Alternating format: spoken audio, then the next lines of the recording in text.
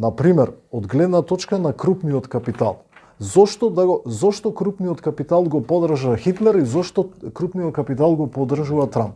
Си има некој, од нивна гледна точка, си има некој бубачки во главата. И Хитлер и Трамп.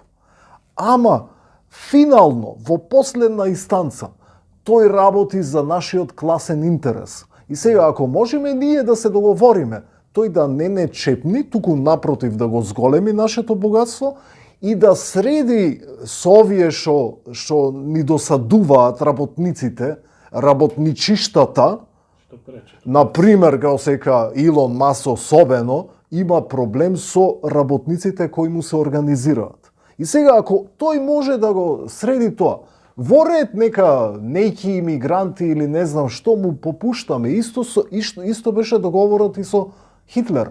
Значи, ако тие не секој од еден до последен капиталист бил фашист, што го поддржувал Хитлер, ама му одговарал.